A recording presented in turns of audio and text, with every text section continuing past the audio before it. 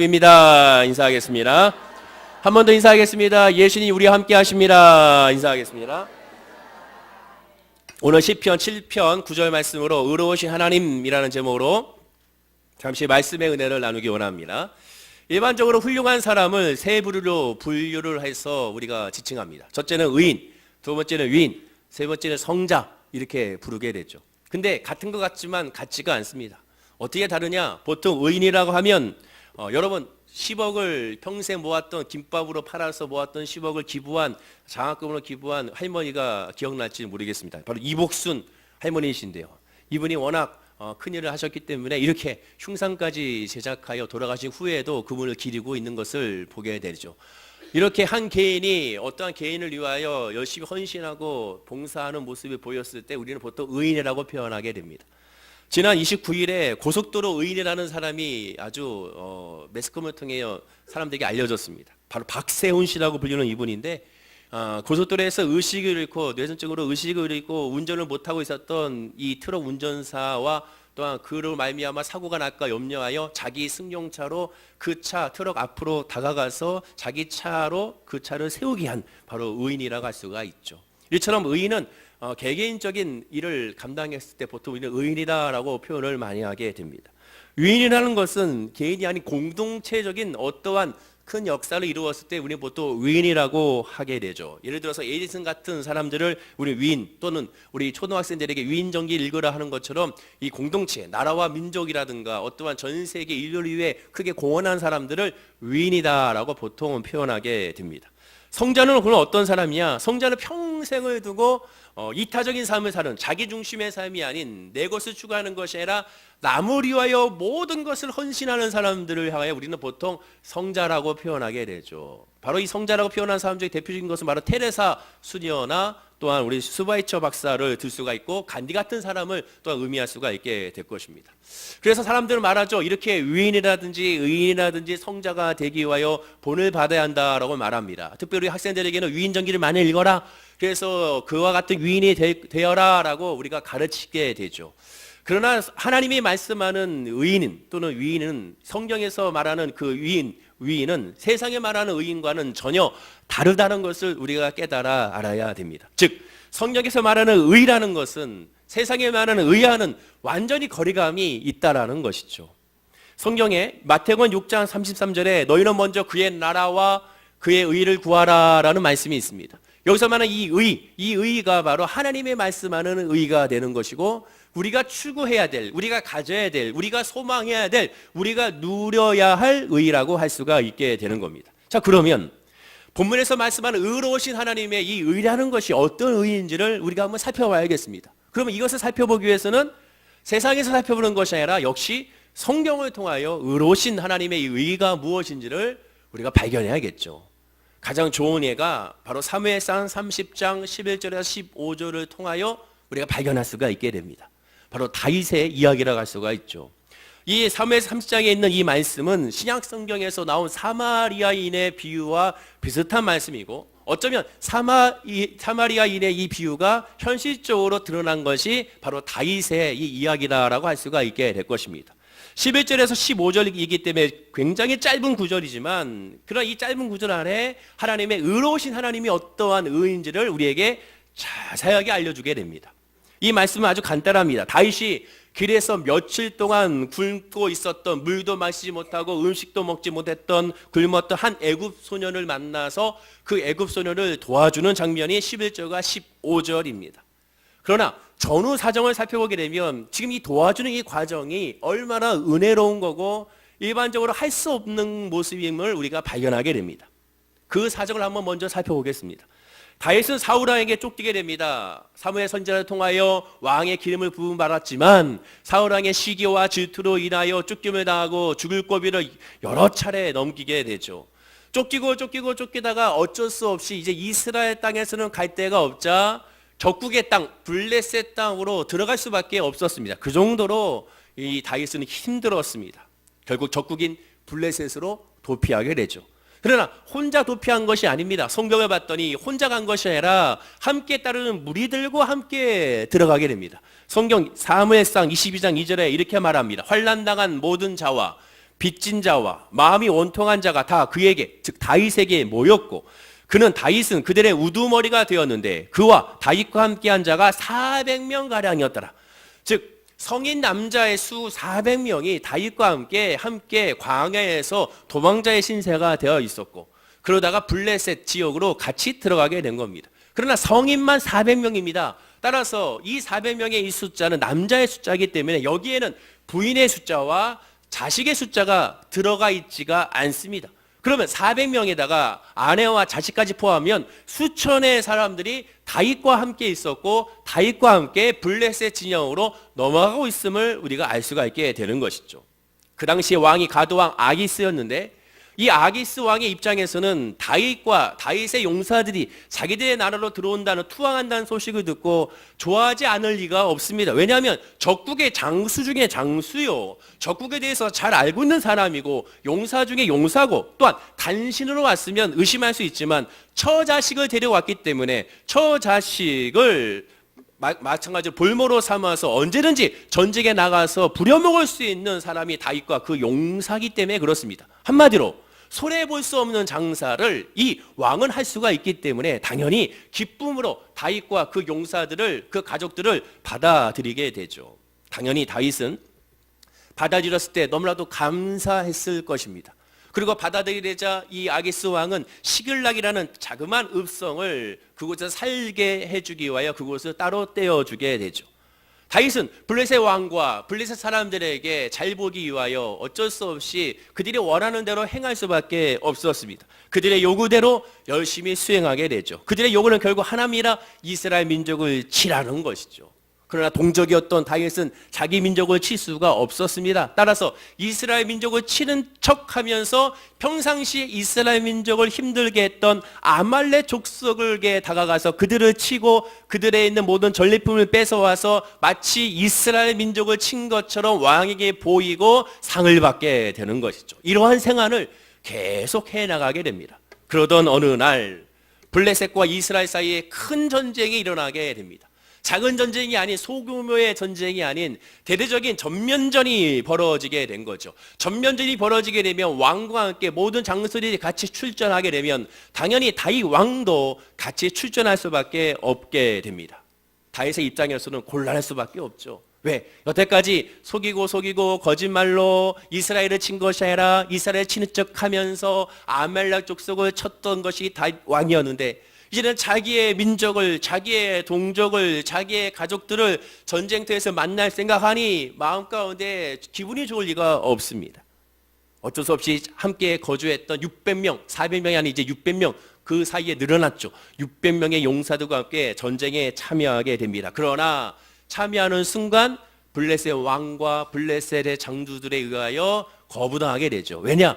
의심하기 때문에 그렇습니다. 본격적인 전면전이 시작되면 결정적인 순간에 다윗과 다윗의 용사들이 배반할까 두려워하여 이 전쟁에는 참여시키지 말자라고 결국에는 건의하게 되고, 왕이 그 건의를 받아들여서 다윗 왕을 그가 있었던 성읍 시글락 성읍으로 돌려보내게 됩니다. 결국 감사한 마음으로, 다행스러운 마음으로 자기의 읍성으로 들어오게 되죠. 그런데 읍성으로 들어왔을 때 어마어마한 일이 일어나게 되죠. 돌아와 보니 그동안 다윗에게 많이 당했던 아말렉 족속이 다윗과 그의 용사들이 전쟁한다는 소식을 듣고 그 사이에, 남자들이 없는 사이에 읍성으로 들어와요 모든 집을 불태우고 거기에 있는 처자식을 사로잡아서 아말렉 진영으로 끌고 가버리고야 만 겁니다. 성읍은 완전히 폐허가 되고야 말았죠.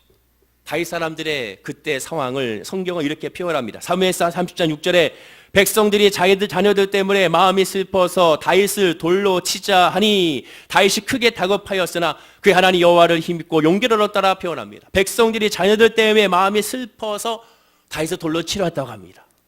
돌아왔더니 불은 다 타버리고 자녀들도 사라지고 처도 사라졌으니 당연히 흥분할 수밖에 없죠. 화가 날 수밖에 없었을 것입니다. 그러자 그의 지도자였던 다윗을 향하여 돌로 쳐 죽일 생각을 하게 된 것이죠. 다윗의 입장에서는 야, 이럴 수가 있느냐? 내가 너희들을 거둬들였는데 이렇게 다 배반하고 나를 죽일 수가 있느냐? 이렇게 생각할 수가 있을 것입니다. 오고 갈 데 없는 너희들을 거둬들였더니 이제서야 나에게 원수로 갚으려고 하느냐? 은혜로 원수를 갚으려고 하느냐? 나쁜 놈들이구나 라고 생각할 수도 모릅니다. 그러나 오늘 성경에 보십시오. 처자식에 잡혀갔던 그들과 함께 다윗도 똑같이 잡혀갔습니다. 5절에 보면 다윗이 두 아내 이스라엘 여인 아히노암과 갈멜 사람 나발의 아내였던 아비가일도 사로잡혔더라. 다윗도 다 사로잡혀갔습니다. 다윗의 처제 사로잡혀가고 모든 사람이 사로잡혀갔습니다. 결국 같은 입장입니다. 성경은 이 다윗의 사정을 분명히 말합니다. 3.6절에 크게 다급하였다. 자, 크게 다급하였다는 것은 무엇입니까? 위기 상황이라는 거죠. 당황스러운 상황이죠. 이 400명, 600명의 사람들이 다윗의 은혜를 모르는 사람이 아닙니다. 그러나 순간 눈이 뒤집어진 거죠. 자기의 자식이 사라졌으니, 자기의 처가 사라졌으니 뒤집어질 수밖에 없는가. 극도의 흥분 상태에 놓여 있는 상태였다는 것이죠. 누군가 한 명이 돌을 던져서 다윗에게 쳤다면 궁중 심리에 의해서 모두가 다 다윗을 죽일 수 있는 그런 급박한 상황이었습니다. 자, 그런데 이때에 모두가 흥분하고 있는 이 상황에 다윗의 모습을 보십시오. 다윗이 이때 실망하고 좌절했습니까? 너희들 이럴 수가 있어라고 그가 대항했습니까? 그렇게 하지 않았습니다. 같이 분노하여 이 은혜도 모르는 버러지 같은 놈들아, 그렇게 하지 않았습니다. 다윗은 한마디에 변명도 하지 않았습니다. 나도 너희들과 같이 처자식 잡혀갔다, 이렇게 말하지도 않았다라는 것이죠. 6절에 보면 후반절에 크게 다급하였으나 그의 하나님 여호와를 힘입어 용기를 얻었다라고 성경은 분명히 말합니다. 무슨 뜻입니까? 급박한 상황에, 당황스러운 상황에 하나님을 생각했다는 거예요. 급한 상황에 하나님을 먼저 바라봤다는 겁니다.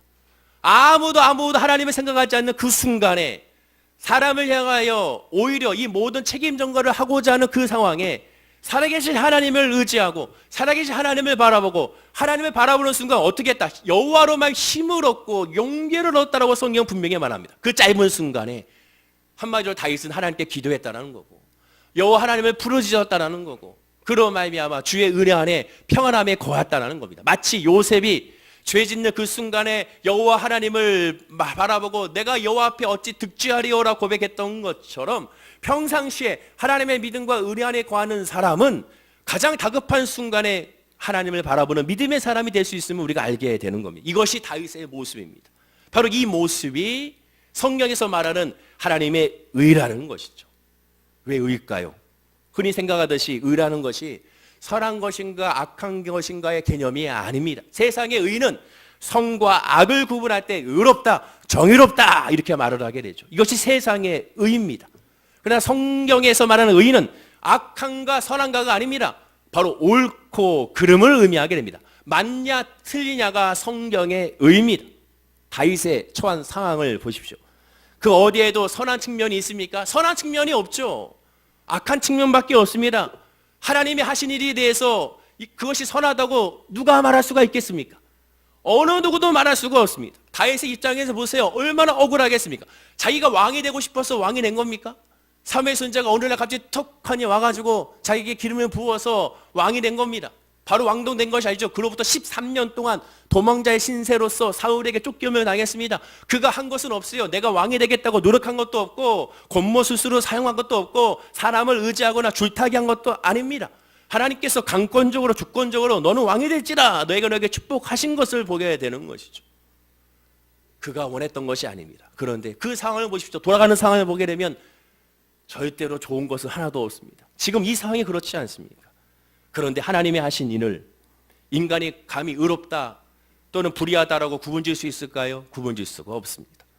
또 하나 선하다 악하다고 평가할 수 있을까요? 평가할 수가 없습니다. 심지어 하나님이 하신 일에 대하여 큰 일이다 작은 일이다 할 수 있을까요? 그것도 할 수가 없습니다.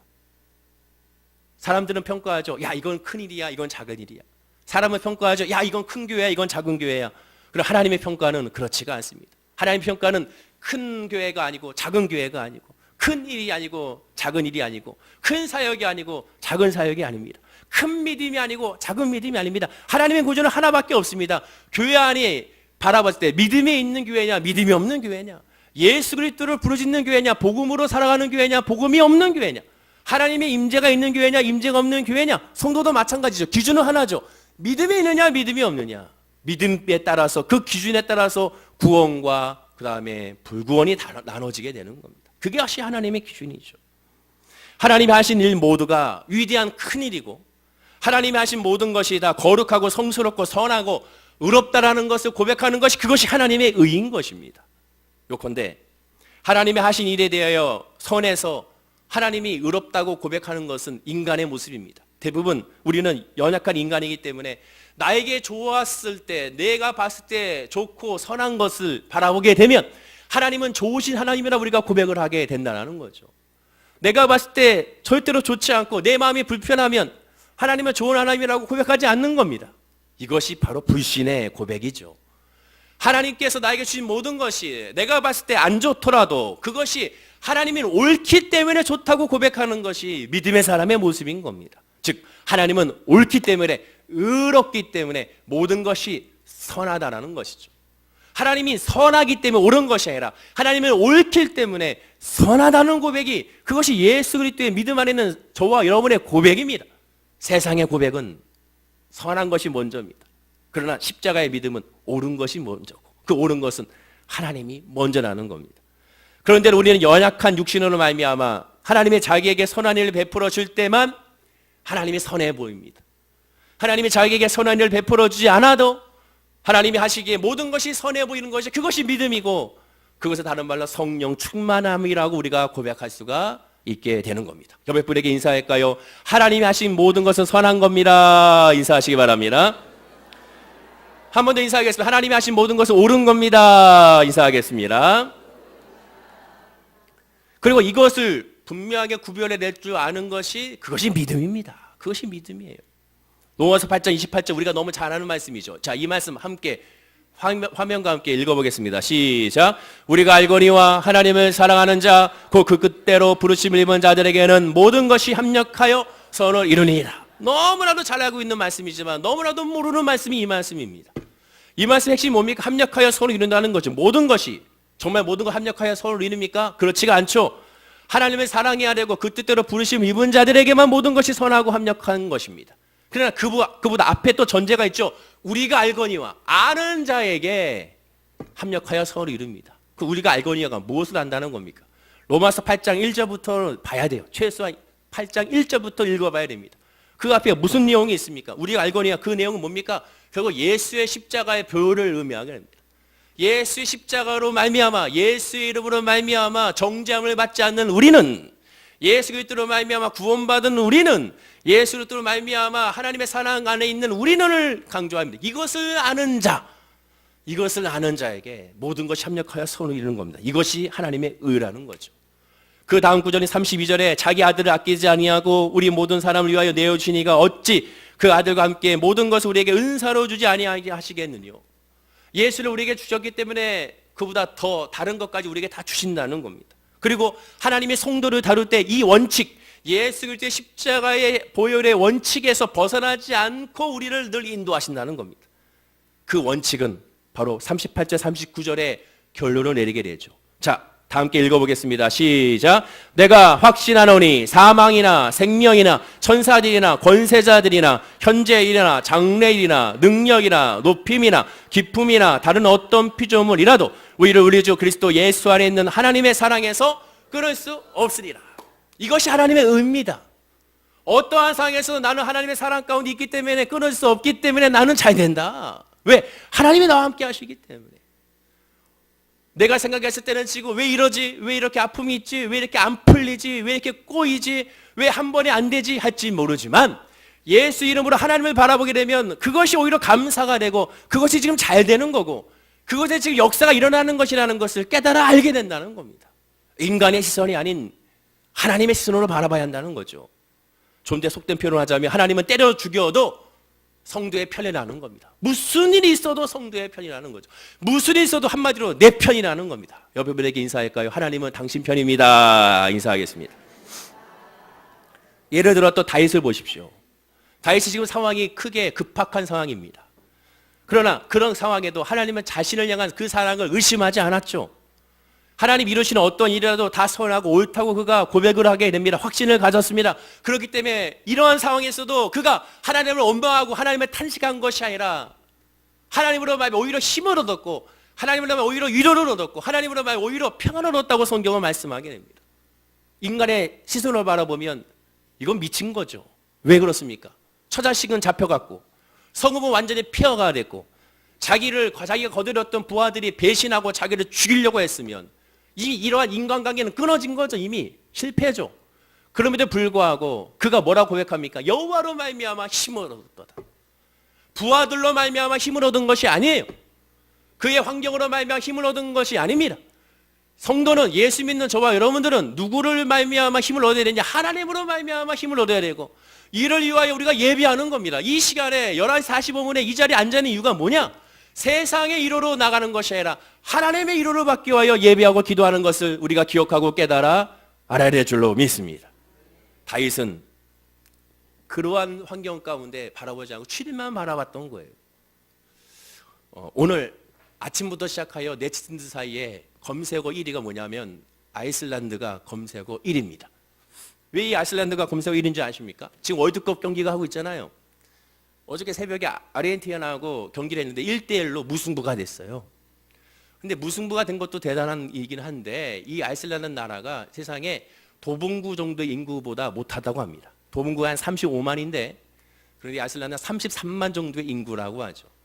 33만의 인구의 사람들이 월드컵에 출전을 하게 됩니다. 예선전을, 그 유럽의 그 강대국의 예선전을 통과해서 왔어요. 그래서 사람들이 궁금해했죠. 그럼 아이슬란드의 사람들은 얼마나 대단한 프로 선수인가. 그러나 아이슬란드는 33만의 인구밖에 없기 때문에 그 나라는 프로리그가 없습니다. 그 얘기는 뭐예요? 지금 뛰고 있는 선수들은요, 프로 선수가 아니에요. 프로 선수가.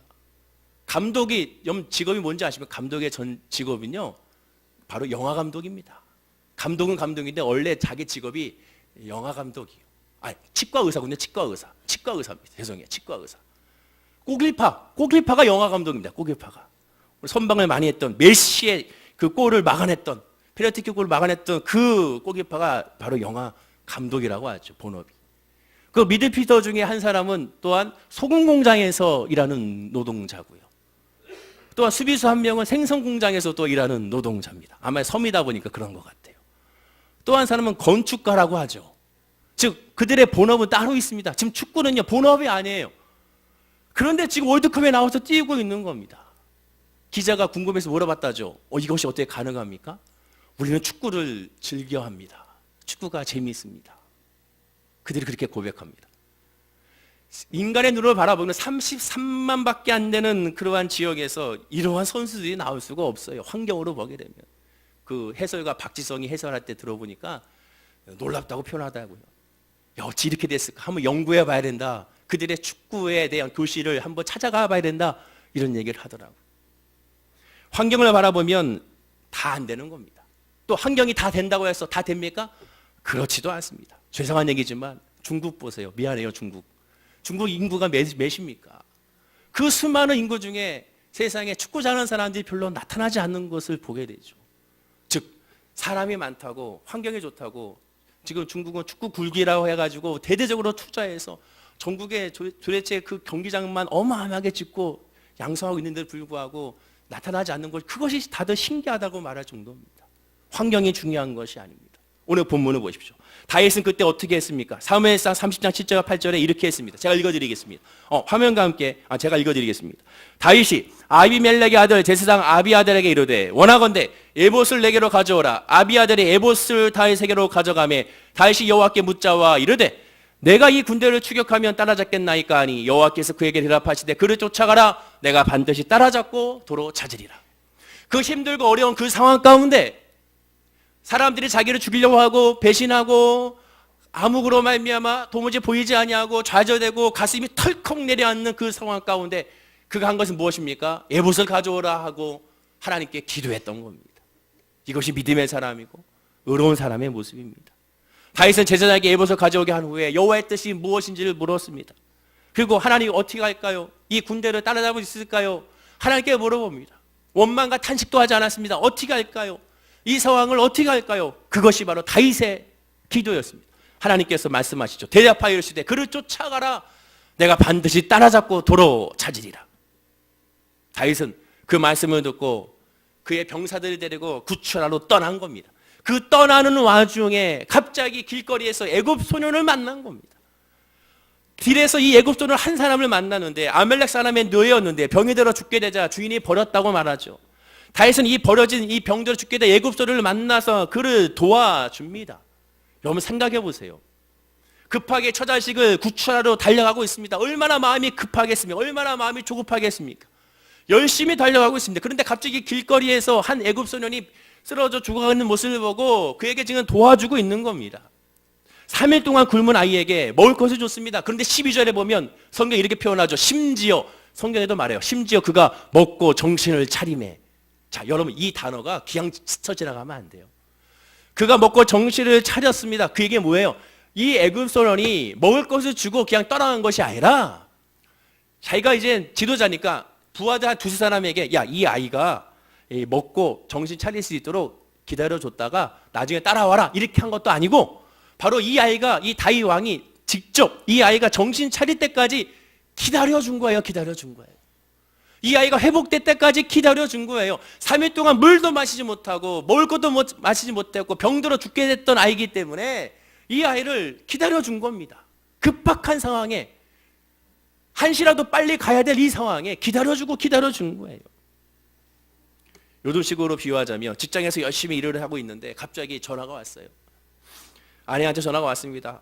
아들이 교통사고로 응급실에 있다는 거죠. 그럼 어떻게 할까요? 빨리 사장님한테 얘기하든 부장님한테 얘기하든 얘기해가지고 얼른 병원으로 달려가게 되죠. 택시를 타고 달려가야 되죠.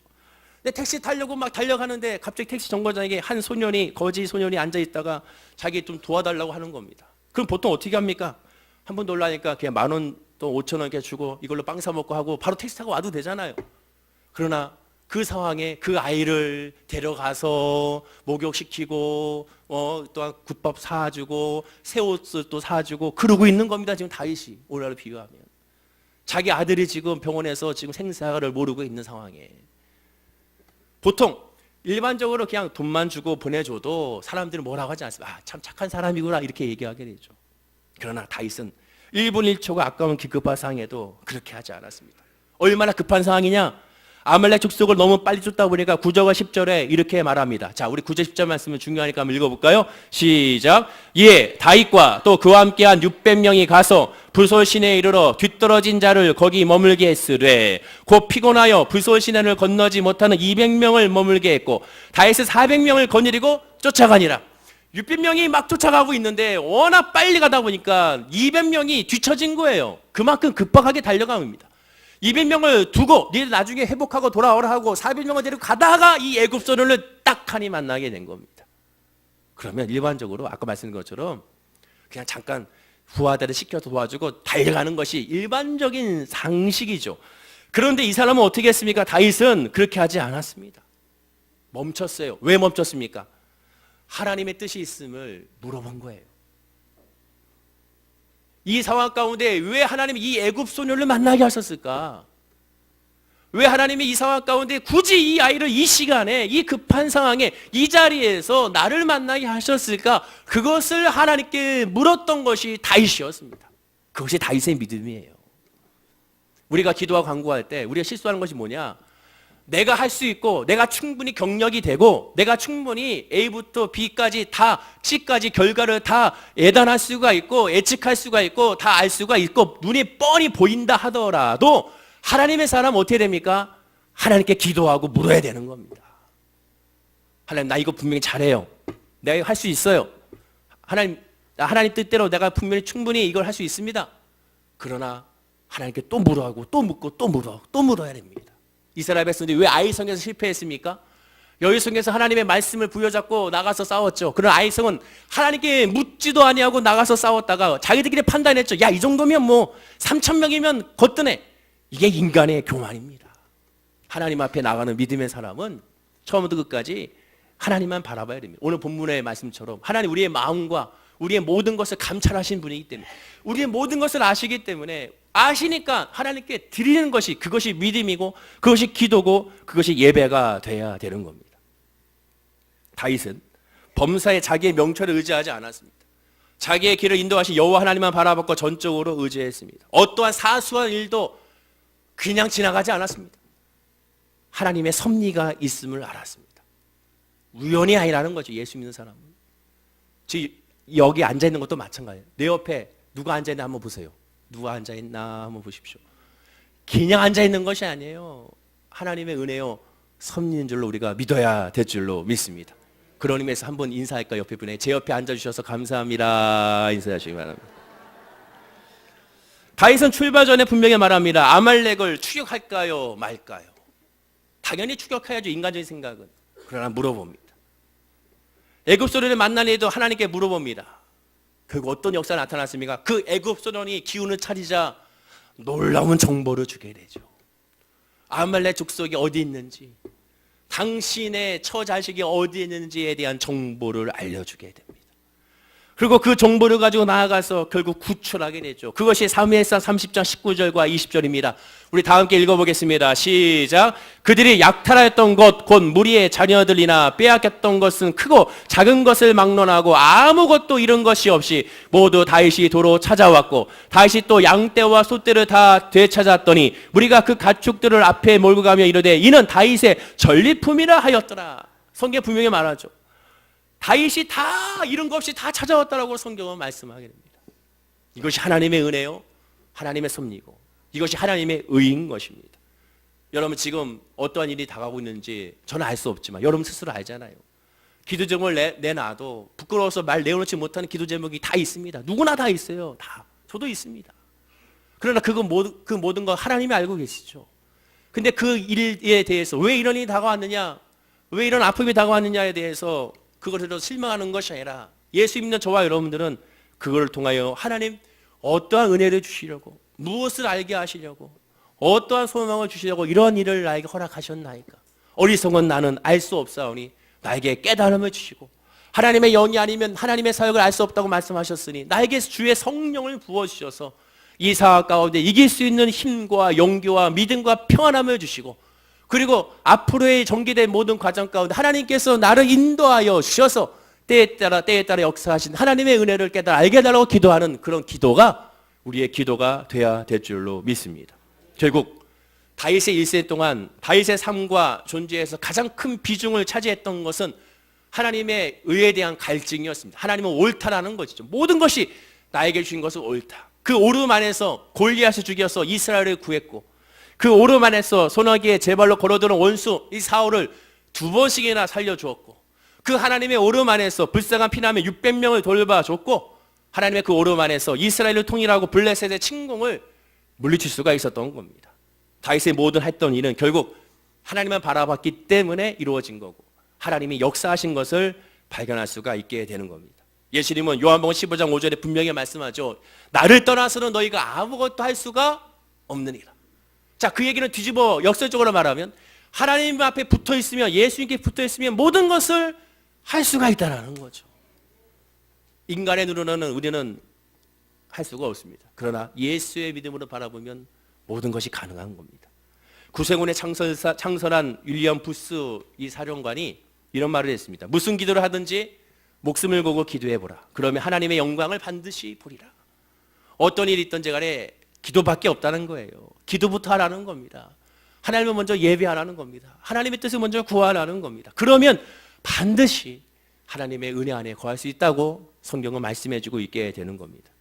오늘 본문의 공동번역으로 이렇게 말합니다. 사람의 마음속 뱃속을 헤쳐보시는 공정하신 하나님. 이게 이 히브리어 표현의 정확한 표현이죠. 헤쳐보시는, 우리 마음에 있는 모든 것들을 다 하나님 헤쳐보신다. 다 아신다는 거죠. 하나님이 우리의 모든 것을 다 아시니까 우리가 의지할 분은 하나님밖에 없는 겁니다. 자동차가 고장나면 고장난 거 수리하러 어디로 갑니까? 제조사로 가서 AS를 받게 되죠. 제가 자그마한 라디오 투너를 하나 중고로 하나 샀습니다. 15,000원 주고 라디오 투너 하나 사가지고 그것을 이제 안테나가 없어서 이 성북구 여기 지역에 6개의 전파사를 돌아다니는데 안테나가 없더라고요. 저한테 그러더라고요. 요새 누가 라디오 안테나를 끼고 들어요? 막 그러시더라고요. 그래서 가만히 생각해 보니까 야, 이거 어디서 해야 되나? 어디서 해야 되겠습니까? 이 제품이 97년에 나온 건데 97년 인켈이니까 인켈사에 전화해 봤어요. 근데 거기 있다는 겁니다. 당연하죠. 제조사에 있는 거예요. 제조사에. 우리를 지은 분이 누굽니까? 야훼 하나님이에요. 하나님보다 우리를 잘하는 사람이 누가 있겠습니까? 여러분을 잘하는 사람이 누가 있겠어요? 그 하나님께 먼저 기도하고 간구해야 됩니다. 6군데나 돌아다닐 필요가 없더라고요. 제가 6군데 괜히 돌아다녔어요. 한 군데만 전화하면 되는데, 인켈사에만 전화하면 되는데 왜 멍청하게 6군데나 다녔는지 마찬가지입니다. 어리석게 다른 거 바라보지 마시고 오늘 이 시간에 예수 그리스도를 의지하고 예수 그리스도의 이름 안에서 자유함을 얻는 모두 성도님 되기를 간절히 축원을 드립니다. 기도하겠습니다. 아버지 하나님, 하나님은 의로우신 하나님입니다. 즉 하나님은 옳으신 분입니다. 그 하나님의 옳음이 우리의 믿음과 우리의 삶을 인도하고 있음을 깨달아 알게 됩니다. 사랑하는 모든 성도님들이 오르시는 그 하나님 앞에 자유하게 하여 주시고 그 오르신 하나님 앞에 맡기게 하여 주셔서 하나님께서 우리의 삶을 인도하시고 그 인도하시는 역사는 30배, 60배, 100배로 열매 맺고 있음을 고백하는 우리 성도님들이 다 되게 하여 주시옵소서. 감사드리며 예수님의 이름으로 기도드립니다.